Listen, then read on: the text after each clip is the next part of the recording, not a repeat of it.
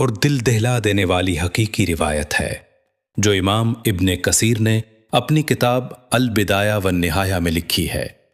حضرت ابو ہریرہ رضی اللہ عنہ بیان کرتے ہیں کہ ایک دن رسول اللہ صلی اللہ علیہ وسلم ایک جماعت کے پاس سے گزرے اور فرمایا، تم میں ایک ایسا شخص ہے جس کا ایک دانت جہنم میں احد پہاڑ سے بڑا ہوگا۔ یہ سن کر سب کے دل لرز گئے۔ وقت گزرتا گیا، اس جماعت کے سب لوگ ایمان اور سلامتی کے ساتھ دنیا سے چلے گئے، صرف 2 باقی رہ گئے، حضرت ابو ہریرہ رضی اللہ عنہ اور بنو حنیفہ کا ایک شخص رجال بن انفوا۔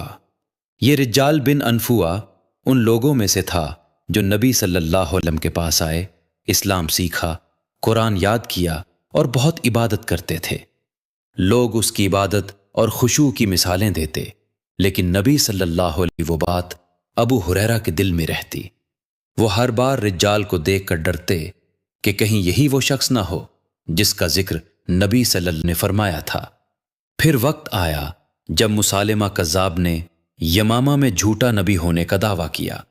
حضرت ابو بکر صدیق رضی اللہ عنہ نے رجال بن انفوا کو وہاں بھیجا کہ لوگوں کو اسلام پر قائم رکھے، لیکن جب رجال وہاں پہنچا تو مسالمہ نے اسے مال، سونا اور عزت دینے کا لالچ دیا اور کہا، اگر تو میرے ساتھ ہو جائے تو آدھی حکومت تجھے دے دوں گا۔ لالچ نے اس کا ایمان لے لیا۔ وہی شخص جو نبی صلی اللہ علیہ وسلم کا ساتھی رہا، قرآن پڑھتا رہا، وہی جھوٹے نبی مسالمہ کذاب کا مددگار بن گیا۔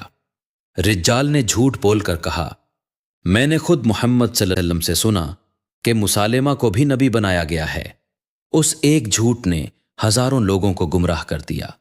پھر حضرت ابو بکر رضی اللہ عنہ نے حضرت خالد بن ولید رضی اللہ عنہ کی قیادت میں لشکر بھیجا۔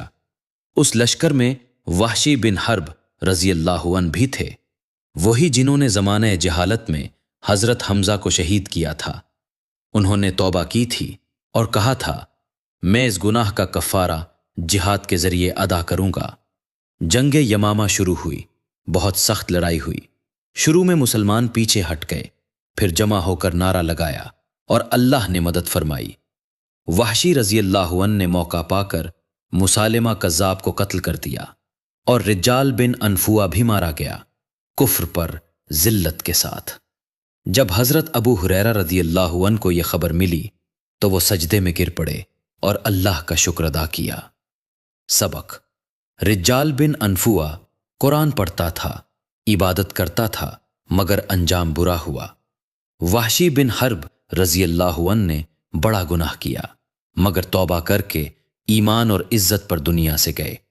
لہٰذا اپنی عبادت پر غرور نہ کر، اپنی نیکیوں پر فخر نہ کر، ہر روز دعا کر کہ اللہ تیرا انجام ایمان پر کرے۔